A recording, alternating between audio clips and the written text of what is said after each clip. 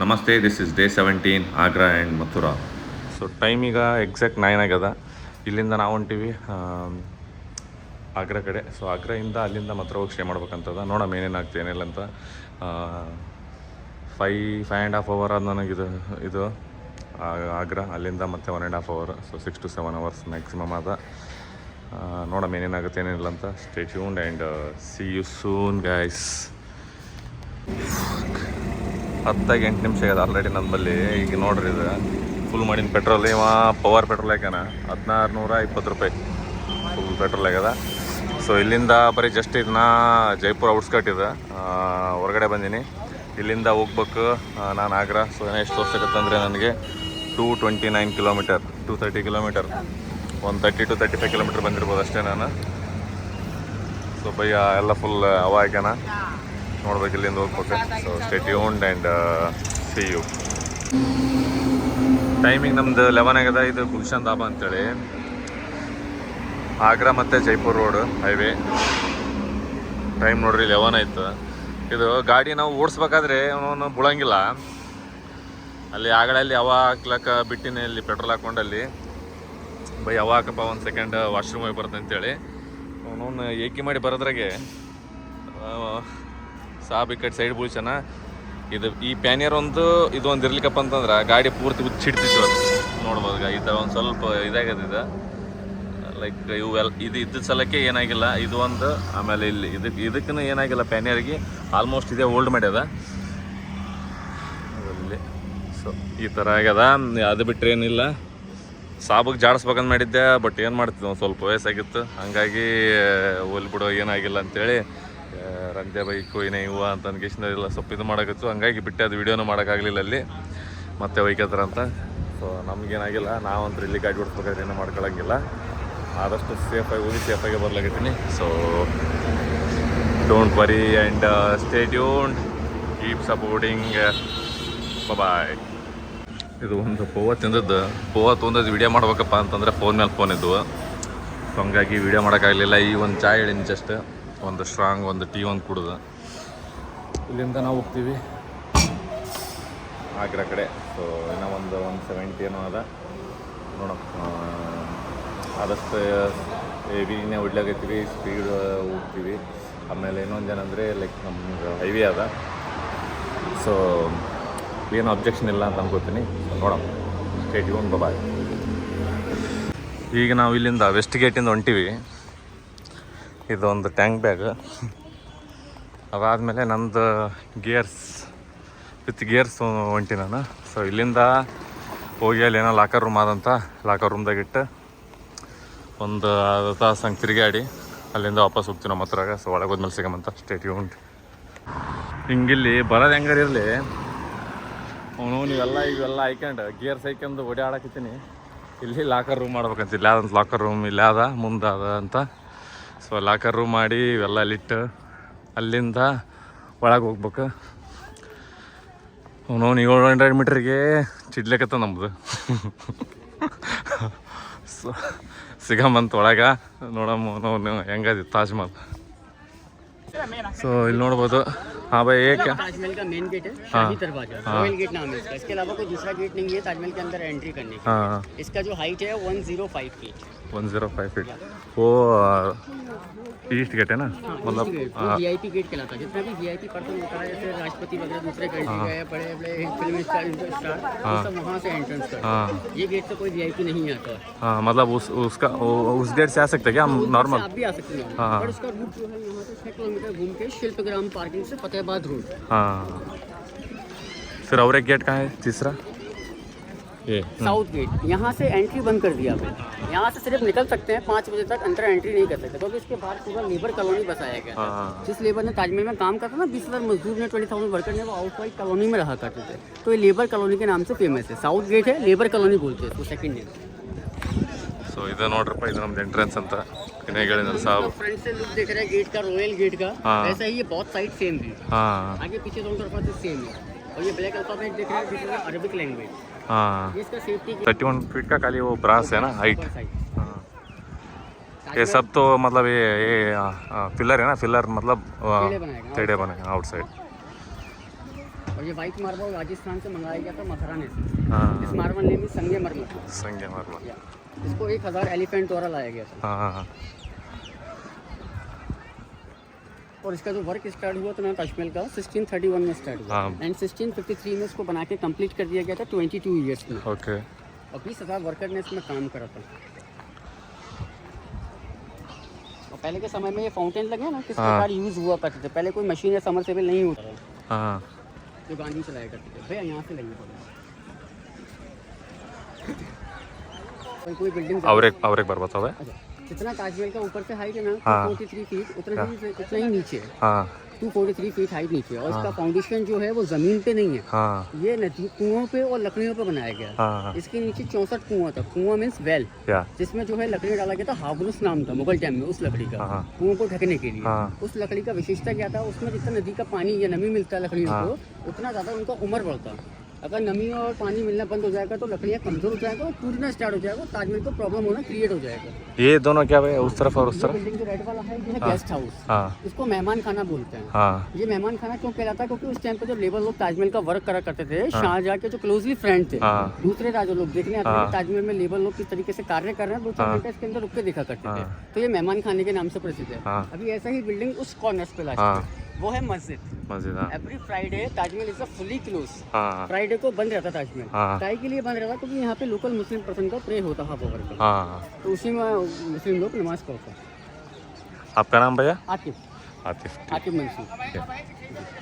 Step 92 steps in 1 pillar. अभी close है ये। हाँ। 2007 में ये ओपन रहा करता था। ऐसा क्यों? ना बरसात में मार्बल चिकना हो जाता है। हाँ। तो टूरिस्ट लोग स्लिप होता है। आपको तो पता है फॉरेनर्स का इंडिया में कितना रेपुटेशन हाँ है। वही। जरा सा भी फ्रैक्चर वगैरह हो रहा तो डिपार्टमेंट को मंत्रालय में जवाब देना पड़ता था। हाँ। ये हादसा क्यों हुआ, इसलिए ना कोई ऊपर जाएगा ना जवाब देना पड़ेगा। ಸೊ ಇದು ನಮ್ದೆಲ್ಲ ಈಗ ತಾಜ್ ಮಹಲ್ ಇಂಟ್ರೊಡಕ್ಷನ್ ಆಮೇಲೆಲ್ಲ ಇದಾಯ್ತು. ಸೊ ಬೈ ಎಲ್ಲ ಹೇಳ್ಕೊಡಕತ್ತಾರೆ ಆತಿಫ್ ಅಂತೇಳಿ ಇವ್ರ ಹೆಸರು. ಸೊ ಇನ್ ಕೇಸ್ ಏನಾದರೂ ಬಂದ್ರಪ್ಪ ಅಂತಂತಂದರೆ ಇವ್ರಿಗೆ ಇದು ಮಾಡಿರಿ ಟೂರ್ ಇದು ಮಾಡಿಸ್ತಾರೆ. ಸೊ ಇದು ನಮ್ದಿದು 2 किलोमीटर वॉकिंग ಪೂರಾ ತಾಜ್ ಮಹಲ್. हाँ। और ये मौसम के हिसाब से ताजमहल ग्लोबिंग करता है व्हाइट मार्बल। हाँ। जैसे हम मॉर्निंग में आएगा सुबह देखने, सुबह का जो सूरज निकलता है उसकी किरणें जो होती है ना हाँ। वो गुलाबी होती है। हाँ। गुलाबी जब व्हाइट मार्बल पर पड़ती है तो लाइटली गुलाबी में बिल्डिंग चमकता है। हाँ। अभी सूरज व्हाइट है तो व्हाइट में ही नजर आ रहा है आपको ताजमहल। हाँ। शाम के टाइम येलो कलर में नजर आता है। हाँ पतापुर से. हाँ जो है फतेहपुर नहीं, फतेहपुर हाँ। सीकरी हाँ, जो यहाँ से फतेहपुर सीकरी। 48 किलोमीटर है। हाँ वही वो आते वक्त वहाँ एक पोर्ट भी था. या फतेहपुर सीकरी। अभी क्या है, अभी तो हर जगह मिल जाता है, जयपुर वगैरह हर जगह ये पत्थर मिल जाता है, लाल पत्थर। इसका ज़्यादा कॉस्ट नहीं होता, कॉस्ट वाइट मार्बल का होता है, वो महंगा होता है। हाँ ये तो आपको सस्ता मिल जाएगा। आइए अंदर इन साइड से भी पड़ा था। हाँ। सेकंड इसके आगे वाला होता है। सेकंड के आगे। क्या बोला. हाँ. अभी एक चीज़ नोटिस करना, फोकस करना ऊपर में। पहले के टाइम में जो बिल्डिंग वगैरह बना करती थी या धरोहर बना करती थी मुगल टाइम में राजा लोग के लिए, उनकी जो रूफ होती थी वो इको साउंड की होती थी, गुम्बद के आकार की। हाँ। हर चीज़ आप देखोगे मुस्लिम मस्जिद पे भी वही मिलेगा आपको डेमो, और बिल्डिंग पे भी वही मिलेगा। ये किस लिए उपयोग हुआ करता है, जैसे इसको बोलते हैं इको साउंड। जैसे कि इंसान थोड़ा स्लो बोले तो आवाज़ जो है ना स्पीक करे हाँ. लाइक दिस, इस तरीके के यूज़ हुआ करते थे। और यहाँ पे परमानेंट कोई रहा नहीं, किसी ने आज तक स्टे नहीं करा ताजमहल हाँ. में। जस्ट ओनली मकबरा, ग्रेव, कब्रिस्तान हाँ. रहते वो रेड फोर्ट में थे, लाल किले में। हाँ. हाँ. रेड फोर्ट तो यहाँ से बहुत दूर है, 1.5 किलोमीटर। 1.5 किलोमीटर. अभी वर्किंग पे फोकस करते हैं। हाँ. आगरे का प्रसिद्ध वर्क है, हाँ. इसको बोलते हैं इल्ले वर्क, जो हाथों द्वारा हैंड वर्किंग द्वारा करा गया है। लेकिन हमें फ्लावर्स का डिजाइन लग रहा है कि रेड पत्थर के ऊपर से अलग से ज्वाइंट करा गया है, हाँ. बट ऐसा नहीं, ये ऐसा प्लेन पत्थर होता है, अच्छा नहीं हथौड़े से खोद खोद के इन साइड से डिजाइन निकाला गया, तो उसको इल्ले वर्क के नाम से फेमस है, आगरे का प्रसिद्ध वर्क है।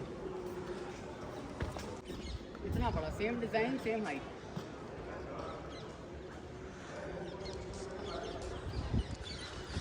ये नदी कौन सा? यमुना, यमुना नदी। यमुना नदी के ऊपर है ना. अभी काफी ज्यादा पानी है इसमें। हाँ.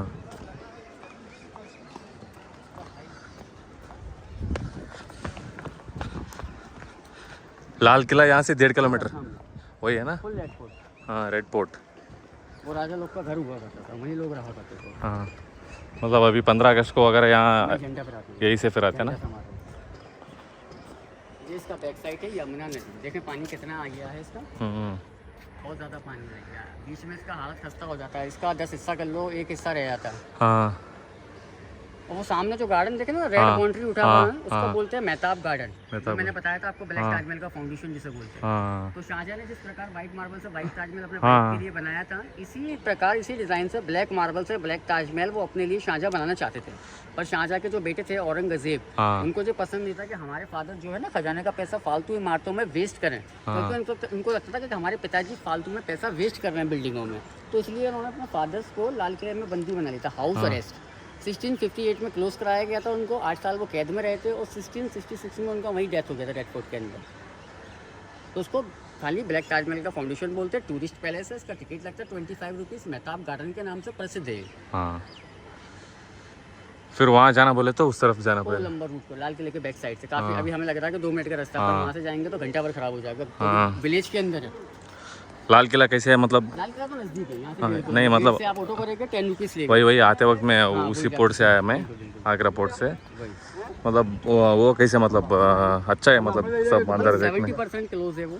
हाँ, 70% खुला नहीं है, क्योंकि वहाँ पे कुछ ऐसे है जो सरकार ने बंद कर दिया, आर्मी कैंप लगा दिया है, तो इसलिए 30% ओपन है। ये जो फ्लावर्स का डिजाइन देख रहे हैं ना, बटे में स्टोन्स, फूल पत्ती, ये 16 कंट्रियों से मंगाए गए थे। इसमें अपने इंडियन भी थे कंट्री में से, और आउट आधे बाहर के थे। इनकी खासियत क्या है, जैसे कि अंधेरे में इनके पास अगर हम टॉर्च लगाते हैं पत्थरों के अंदर, स्टोन्स के अंदर, तो ये रिफ्लेक्शन करते हैं। जैसे पिंक वाले में लगाएंगे, पिंक रिफ्लेक्शन होगा, ये काफी प्रिटी लगते हैं। सबसे ज्यादा खूबसूरती इनको देखने की मिलती है फुल मून लाइट वाले दिन, मून लाइट जिसे बोलते हैं, पूर्णिमा वाले दिन। महीने में एक बार ये ओपन होता है। इंडियन पर्सन का 510 रुपीज़ का टिकट होता है। अभी हम जैसे वॉक करते हुए घूमते हुए आ रहे हैं, इस प्रकार शो नहीं कराते। वो सामने जो मेन गेट है ना, वहाँ पे स्टैंडिंग करा के आधे घंटे का व्यू दिखाते हैं। तो उस टाइम ये सुनहरे कलर में चमकती है बिल्डिंग, काफी खूबसूरत लगती है। वही एक नाइट होती है इसकी खूबसूरती को पहचानने के लिए। मतलब वो इसके दिन हाँ, full moon day, Sharad Purnima वाली। रात को 8:30 से 12:30 बजे तक ओपन रहता है, और हाफ आवर का विजिट होता है। 1 ग्रुप का 10 ग्रुप्स होता है। ही 22 कमरे हैं, फिर उसके नीचे अंडरग्राउंड टनल्स हैं। जो आपने सुना होगा पहले के टाइम में राजा लोग जो आते थे, जैसे हम लोग आए ना, वो एंट्रेंस नहीं होता था, तो वो अंडरग्राउंड टनल्स के थ्रू आया करते हैं। जो 3 टनल्स हैं, एक रेड फोर्ट जाता है, फतेहपुर सीकरी जाता है, तीसरा सुना है कि दिल्ली के लिए जाता है। तो उनके रास्ते से आना जाना करता है राजा लोग। केमिकल से क्लीन करते हैं, बाकी पूरी बिल्डिंग नेचुरल थेरेपी से क्लीन होती है, मुल्तानी मिट्टी एंड गुलाब जल। और ये भैया टूल्स रूम होते थे, विंडो लगा ना, ये टूल्स रूम किस लिए हुआ करते थे? जो लेबर लोग के छन्नी हथौड़े वगैरह होते थे उस टाइम पे, जब वर्किंग करा करते थे 1631 में, तो अपना वो काम खत्म होने के बाद इन रूम्सों में अपना सामान रख जाया करते थे, औजार। तो उसको टूल्स रूम के नाम से फेमस है। ये व्हाइट बिल्डिंग के चारों तरफा बनाया गया, इसका गेट यहाँ से एंट्रेंस से। नदी के साथ तो फोटो लिया नहीं आपने? वजू टैंक बोल के बोलते हैं, वजू टैंक लिखा हुआ है। ये मस्जिद है, यहाँ नमाज होता है। नमाज जाना बोले तो मतलब वो सब में ये करूँ। जस्ट फ्राइडे लोकल मुस्लिम पढ़ते हैं, उसको भी टिकट रहता है क्या? हाँ, फ्री लोकल के लिए फ्री है। अभी किचन हम 250 का टिकट लेते हैं समाधि देखने का। तो हमें क्या देखने को मिलता है, हम लोग वहाँ से एंट्री करते हैं, वो टिकट चेक होता है वहाँ पे, ऊपर चलते हैं, फ्रंट वाला गेट से अंदर जाते हैं, बीच में एक हॉल है, वहाँ 2 ग्रेव बनाए डुप्लीकेट वाला, जो मैं आपको नीचे से दिखा देता हूँ प्रैक्टिकली, रियल वाला भी और डुप्लीकेट वाला भी। क्योंकि रियल वाला जो है वो उसका 18 फीट नीचे है, वो साल में एक बार खुलता है सिर्फ जनवरी में। उस टाइम टिकट नहीं रहता, फ्री रहता था ताजमहल पूरा। सफाई करी जाती है, उसमें पाता दी जाती है, उसमें ये रहता है उससे। एनिवर्सरी फ्री रहेगा पूरा ताजमहल का। 3 days, 2 days half day free रहता है 2 बजे के बाद, और 33वां दिन जो होता है वो फुल फ्री रहता है सुबह से लेकर रात तक। हनी उसको छोड़ने के और उड़द का दाल, उससे उसको मार्बल को जोड़ दे। आपके सामने डेमो है, अभी तक सावधानी से खड़ा हुआ है नदी के किनारे पे। इसको 388 साल हो गया बना हुआ। अभी आपको पता है नदी के किनारे 100 साल कोई बिल्डिंग टिक जाए वही बड़ी बात होती है। तो इसका फाउंडेशन ऐसा बनाया गया था कि 100 आने वाले समय तक ये चलता रहे। और इसके जो आर्किटेक्चर का नाम था वो था उस्ताद अहमद लाहौरी, ये तुर्की के थे, मैंने आर्किटेक्चर थे। मैं रिंग लगे हुए गोल गोल से, देख रहे हैं ना, वो चारों तरफा लगे हुए। ये 1971 में लगाए गए थे। जब सेकेंड वॉर हुआ था ना इंडिया वर्सेस पाक का, तो गवर्नमेंट द्वारा ये रिंग लगाए गए थे। इन रिंग के अंदर बम्बू होता है ना, बांस, पूरी गोलाई में बांस लगा दिए गए थे, और ब्लैक शीट से एक हिस्से को यहाँ से ये लॉक्स लगे हुए हैं, यहाँ बांध दिया गया था, और एक को पीछे गेस्ट हाउस को बांध दिया गया था, जिससे कि रात्रि में किसी को दिखाई न दे और कोई उस पर हमला ना कर सके। क्योंकि वॉर में जो होता है, जो चीज़ ज़्यादा चमकती है ना, सबसे पहले वही निशाना बनती है। तो safety is the first. Small सा लग रहा है, इसी के हिसाब से 3-4 में डिवाइड कर दो, ऊपर ऊपर आती है। 5 फीट का तो होगा इंसान। यहाँ का होता आगरा फेमस लेदर, लेदर हाँ तो अभी यहाँ पे शू इंडस्ट्री हाँ इंडस्ट्री था हाँ लेदर यहाँ का फेमस होता है, तो वहाँ का जूता, बैग, पॉकेट एंड लगेज वगैरह चीज़ बनता है यहाँ का। हाँ और दूसरा चीज़ होता है खाने में स्वीट्स। हाँ अभी सब लोग को ये पता रहता है कि आगरा में पेठा फेमस होता है, हाँ पर ये नहीं पता कि कौन सी क्वालिटी का पेठा फेमस रहता है। यहाँ 2 कैटेगरी का पेठा मिलता है। हाँ एक शक्कर वाला होता है जो 150 रुपीज़ का बॉक्स होता है, वो हाँ। 2 दिन चलता है, अगर हाँ। खा लो तो ठीक, नहीं तो खराब हो जाता है। हाँ एक होता है हनी वाला हाँ जो 25 से 30 दिन आराम से चल जाता है बिना फ्रीजर के। हाँ वो हनी वाला क्या है, एक तरीके से मेडिसिन का वर्क करता है। हाँ। जैसे सुबह उसको खाली पेट लिया जाए तो कोई बीमारी लगती नहीं है हाँ और हेल्थ भी ग्रो होती है नेचुरल थेरेपी। वो कैसे मिलेगा? वो बाहर शॉप से हाँ चेक कराते हैं हम लोग गवर्नमेंट की तरफ से। हाँ। टूरिस्ट लोग खा के देखता है, अच्छा लगे तो लेता, नहीं अच्छा लगता है तो कोई दिक्कत नहीं होता, टेस्ट करके चले जाते हैं। हाँ वो एक मिनट, गेट पे ऊपर फोकस करना है, गुम्बद लगे छोटे छोटे से हाँ बीच में, उसको फोकस करना है। ये 11 डोम फ्रंट की साइड है, 11 बैक साइड है, टोटल हाँ। 22 डोम है। हाँ। ये ईयर्स का काउंट करा करते थे। हाँ। जैसे कि एक साल में जितना ताजमहल बना दिया, हाँ। एक डोम लगा दिया, हाँ। दूसरे साल में इसका बन गया, दूसरे साल में दूसरा डोम। तो आप हाँ। सोच रहे हैं कि एक साल को कैसे पता चलता था कि एक साल हो गया। अभी जैसे कि हम ईद वगैरह बनाते हैं तो चांद को देख के बनाते हैं, तो हाँ। चांद को देख के साल काउंट करा करते थे। हाँ तो जितना साल में तो ताजमहल बनता जाता था उतना डोम वहाँ बढ़ता जाता था। तो ये मुस्लिम कैलेंडर के हिसाब से होता हाँ मतलब 22 है। या 22 डोम 22 साल में ताजमहल कंप्लीट हो जाएगा। हाँ मुझे रहता है जैसे कि जो 20,000 वर्कर था, हाँ। उनका हाथ कट करा दिया गया था, हाँ। But this not real, this fake news. हाँ उनका हाथ कट नहीं कराया गया था, उनसे एग्रीमेंट कराया गया था लाइफ टाइम। हाँ जो मैंने आपको सामने लेबर कॉलोनी दिखाया हाँ, था, हाँ। लेबरों को कॉलोनी बसा के दी गई थी, उसमें आधी लेबर अपनी इंडियन थी, हाँ। आधी आउट ऑफ कंट्री थी। हाँ। तो उनसे एग्रीमेंट कराया गया था, उनको परमानेंटली यहीं शिफ्ट कर दिया गया था। हाँ क्यों शिफ्ट कर दिया गया? क्योंकि ताजमहल की देखरेख करने के लिए भी लेबर चाहिए ना। हाँ अगर लेबर सबको उनकी जगह वापस भेज दिया होता तो उसकी देखरेख कौन करता उस समय? हाँ जैसे टूट जाए रिपेयरिंग करेंगे तो वो लेबर लोग करा करते थे। हाँ खाना पीना रहना सहना सब राजा की तरफ से हुआ करता था। वही। ये आपने स्कूल में ही पढ़ा होगा, क्लास में जब छोटे थे हम, हाँ। संस्कृत में हाँ। ये मुहावरा था। श्लोक किस प्रकार था, जैसे कि कोई इंसान किसी और को छोड़कर कहीं और काम नहीं कर सकता हाँ। तो उसके हाथ कट गए, हाँ तो ये मुहावरा था। सितंबर नवंबर दिसंबर, हाँ सितंबर नवंबर दिसंबर, जनवरी एंड फरवरी, हाँ 4 मंथ मौसम भी ठंडा रहता है। हाँ। टूरिस्ट लोग का यहाँ पे ऑन सीजन रहता है, हाँ कभी किसी भी टाइम आ सकते हैं, धूप भी नहीं लगेगा, गर्मी भी नहीं लगेगा, बरसात भी नहीं होगा, आराम से फील करके घूम सकते हैं पूरा हाँ। ताजमहल। एक उनका नाम था अकबरी बेगम, जो वाइट डोम लगा ना उसके हाँ। नीचे, बट ये किसी के लिए अलाउड नहीं है, बंद हाँ। है। ऐसा ही सेम टू सेम इस साइड है, हाँ। वो बाहर से दिखेगा, हम हाँ। लोग को बाहर से करना। First wife name is Fatehpuri Begum, हाँ और सबसे ज्यादा मोहब्बत वो मुमताज से ही करते थे। 3rd नंबर का वाइफ का हाँ, मुमताज, इसीलिए याद में वो ताजमहल बनाया ताजमहल गया। बनाया। और इसको बनाने में हाँ। उस टाइम जो पैसा लगा था 1631 में 3 करोड़ 80 लाख रुपए लगा था। उस समय का जो सोने का प्राइस था 10 पैसे तोला हुआ करता था, हाँ। उसके हिसाब से सोने के प्राइस के हिसाब हाँ से। ये फर्स्ट वाइफ का है का ना? इनका नाम हाँ। था फतेहपुरी बेगम, हाँ। उनके नाम से ये मस्जिद बनाया गया। हाँ हाँ इसका नाम भी फतेहपुरी मस्जिद है, पर हाँ। ये ताजमहल के बाहर की साइड है, मकबरा।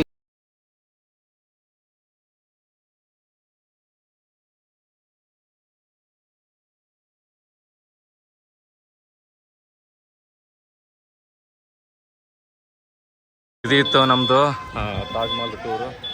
ಬೈಗೆ ಹೆಸರು ಹಾಕಿ ಬಂತ ಇವ್ರದ್ದು ನಂಬರ್ನ ತೊಗೊಂಡಿನಿ. ಸೊ ಇನ್ ಕೇಸ್ ಏನೇ ಇತ್ತಪ್ಪ ಅಂದ್ರೆ ನಾನು ಹಾಕಿರ್ತೀನಿ, ಆಮೇಲೆ ನಮ್ಮದು ಯೂಟ್ಯೂಬು ಆಮೇಲೆ ಇನ್ಸ್ಟಾದಾಗ 2 ಕಡೆ ಮೆನ್ಷನ್ ಹಾಕಿರ್ತೀನಿ.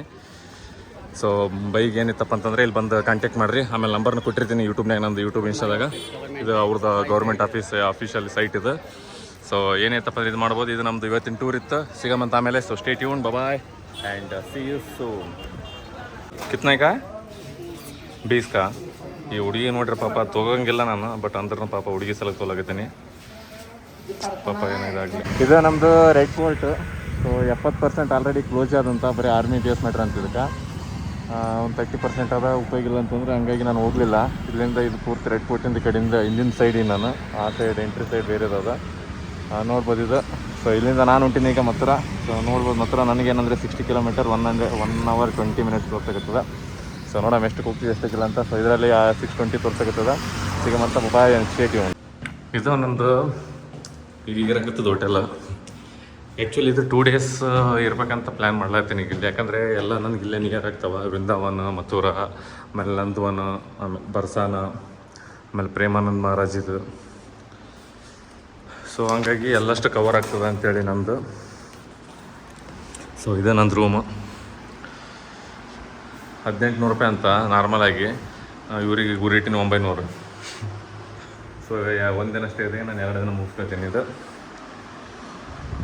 ಈಗ ನಾವು ಹೋಗ್ತೀವಿ ಜಳಕ ಮಾಡೋದಕ್ಕೆ. ಸೊ ಇದು ಆ್ಯಕ್ಚುಲಿ ಇದು ಟ್ರಿಪ್ಪಿಂದ ಈಗ ಜಸ್ಟ್ ಎಲ್ಲ ಈ ಥರ ಪ್ಲ್ಯಾನ್ ಮಾಡಿ ಕೊಟ್ಟಾನ ಪಾಪ ಅವ. ಆಮೇಲೆ ನನಗೆ ಈ ಥರ ಬರೆದು ಕೊಟ್ಟಾನ. ಇದು ನಾಳೆ ಈ ಥರ ಮಾಡಿರಿ, ಇವತ್ತು ಈ ಥರ ಇದೆಲ್ಲ ಮುಗಿಸ್ಕೋರಿ ಅಂಥೇಳಿ. ಸೊ ಹೋಗಮಂತ ಸಿಗಮ್ stay tune bye and see you soon. ಇದು द्वारकाधीश मंदिर, ಇದು ये प्राइवेट का है क्या? ये प्राइवेट मंदिर है. हाँ.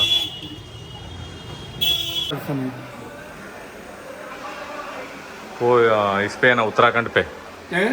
उत्तराखंड पे यमुनोत्री है ना? यमुनोत्री. हाँ. यमुनोत्री उधर से आई है, इधर आके उन्होंने विश्राम लिया यमुना जी ने. हाँ. तो घाट का नाम हुआ विश्राम घाट. विश्राम. ये भाई बहन का मंदिर है. इधर यमुना जी को यमुना जी ने वरदान दिया है. इसको बंद कर दिया.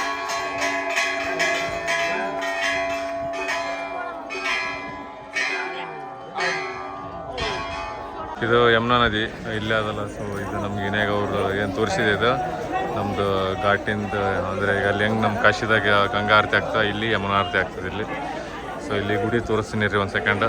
ಇದು ಕೃಷ್ಣಂದು ಆಮೇಲೆ ಯಮುನಾದು ಇದೆಲ್ಲ ಸಿಗಮಂತಲ್ಲಿ ಸ್ಟೇಟ್ ಗೌಂಡ್. ಸೊ ಇಲ್ಲಿ ಯಾವ್ದಲ್ಲಿ ಇದು ನೋಡ್ಬೋದು ಯಮುನಾ ಮಂದಿರ. ಈ ಕಡೆದು ಅಲ್ಲಿ ಯಮುನಾ ವಿಶ್ರಾಮ್ ಘಾಟ್ ಅಂತೇಳಿ. ಈ ಕಡೆ ತೋರಿಸ್ತೀನಿ ರೀ ಕೃಷ್ಣ ಮತ್ತು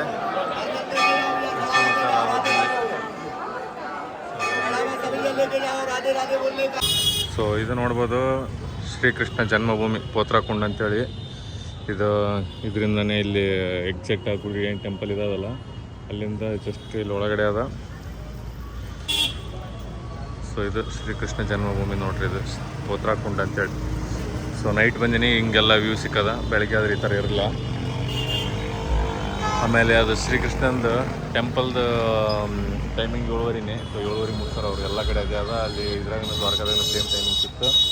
ಸೊ ಲಾಸ್ಟ್ 7:15 ಅಭಿಷೇಕ ಇರ್ತದೆ, ಆದಮೇಲೆ ಮುಗೀತದೆ, ಆದಮೇಲೆ ಬಂದ್ ಮಾಡ್ತಾರೆ ಟೆಂಪಲ್. ಸೊ ಅಲ್ಲಿ ಸೇಮ್ ದ್ವಾರಕ ನೋಡಿದಂಗೆ ಅದು. ಆಮೇಲೆ ಇದು ಒರಿಜಿನಲ್ ಇವ್ರು ಇದ್ರದ್ದಲ್ಲ ಅಂತ, ಜೈನ್ ಅವ್ರು ಯಾರೋ ಕಟ್ಟಿತ್ತಂತದ, ಪ್ರೈವೇಟ್ ಪ್ರಾಪರ್ಟಿ. ಸೊ ನಡೀತದ. ನಾಳೆ ನಾವು ಮತ್ತೆ ನೋಡೋಣ ಪ್ರೇಮಾನಂದ್ ಕಡೆ ಹೋಗ್ಬೇಕಂತದ. ಸಿಗಮಂತ ಸ್ಟೇ ಟ್ಯೂನ್ ಬಾಯ್. ನೋಡ್ಬೋದು ಶ್ರೀಕೃಷ್ಣ ಜನ್ಮಭೂಮಿ. ಸೊ ಈ ಕಡೆಯಿಂದ ಒಳಗೆ ಹೋಗ್ಬೇಕಂತ ಟೆಂಪಲಿಗೆ ನೋಡೋಣ. ಇದು ಕೃಷ್ಣ ಜನ್ಮಭೂಮಿ. ಸೊ ಗೇಟ್ 1 ಅಲ್ಲಿ ಅದ್ರ ಟೆಂಪಲ್. ಮೊಬೈಲ್ ಏನು ಒಳಗೆ ಬಿಡಲ್ಲ ಅಂತ. ಇಲ್ಲ ನಾವು ಟೈಮಿಂಗ್ ಏನಂದ್ರೆ 8:30 ತನ ಅಂತ. ಇದು ಈಗ 9 ತನ ಅದ ನಾರ್ಮಲ್ ಟೈಮಿಂಗು. ಸೊ ಇಲ್ಲಿ ಒಳಗೆ ಒಂದು ಟೆಂಪಲ್ ಅದ. ಇಲ್ಲಿಂದ ಈ ಕಡೆ ಹೋಗ್ಬೇಕು. ಎಲ್ಲ ಚೆಕ್ಕಿಂಗ್ ಎಲ್ಲ ಅದ ದಬಾಯಿಸಿ. So stay tune bye and see you. ಅದು ನಾ ಇರೋದು ಹೋಟೆಲ್. ಸೊ ಇಲ್ಲಿ ಈಗ ಜಸ್ಟ್ ಹೋಟೆಲಿಗೆ ಬಂದೀನಿ. ನಂದು ಬೈಕ್ ಪಾರ್ಕ್ ಮಾಡಿ ಇಲ್ಲಿಂದ ಹೊರಗೆ ಏನಾದರೂ ತಿನ್ನೋಕೆ ಏನಾದ್ರು ಸಿಗ್ತದೇನಪ್ಪ ಅಂತ ಕಿಶನ್ ನೋಡ್ಕೊಂಡು ಹೊಂಟೀನಿ. ಇಲ್ಲೇ ಜಸ್ಟ್ ಇದ್ರ ಹತ್ರನೇ ಇಲ್ಲೊಂದು ಜಿಮ್ ಅದ. ಆಮೇಲೆ ಈ ಕಡೆ ಒಂದು ಸಪ್ಲಿಮೆಂಟ್ ಸ್ಟೋರ್ ಅದ. ಈ ಕಡೆ ಎಲ್ಲ ತಿನ್ನೋದು ಏನದಾವ. ಸೊ ನೋಡೋಣ ಏನೇನು ಸಿಗ್ತದೆ ಏನಿಲ್ಲ ಏನೇನಿಲ್ಲ ಅಂತ ನೋಡ್ಕೊಂಡು, ಇನ್ ಕೇಸ್ ಸಿಗಲಿಲ್ಲ ಅಂತಂದರೆ ಲಾಸ್ಟಿಗೆ ನಮಗಂತರ ಝೊಮ್ಯಾಟೊ, KFC, ಸ್ವಿಗ್ಗಿ ಅವೆಲ್ಲ ಅವ. Stay tuned. ಸೊ ಈಗ ನಾವು ಊಟಕ್ಕೆ ಏನಂದರೆ ಒಂದು ಥಾಲಿ ತರಿಸಿವಿ, ಥಾಲಿ ಆರ್ಡ್ರ್ ಮಾಡೀವಿ. ಸೊ ಇದನ್ನು ಊಟ ಮಾಡ್ಕೊಂಡು ನಾವು ಹೋಗ್ತೀವಿ ಸೀದಾ ಮಲ್ಕೊಲಕ್ಕೆ. ಸೊ ನೋಡೋಣ ನಾಳೆ ಏನೇನು ಮಾಡ್ತೀವಿ ಏನಿಲ್ಲ ಅಂತೇಳಿ. ನಾಳೆ ಸಿಗಮಂತ stay tune bye and see you soon. So ಈ ಥರದ ಊಟ ನೋಡ್ಬೋದು. ಇದು ನಮ್ಮದು ಥಾಲಿ. ಟಿವಿಗೆ ನೆಟ್ ಕನೆಕ್ಟ್ ಮಾಡೋಕತ್ರು, ನೆಟ್ ಕನೆಕ್ಟ್ ಆಗ್ತಾಯಿರ್ತಿಲ್ಲ. ಸೊ ಏನಿಲ್ಲ, ಇದಷ್ಟು ಊಟ ಮಾಡ್ಕೊಂಡು ಮಲ್ಕೊಳಕ್ಕೆ ಹೋಗ್ತೀವಿ. Stay tune. ಗುಡ್ ನೈಟ್, ಬಾಯ್.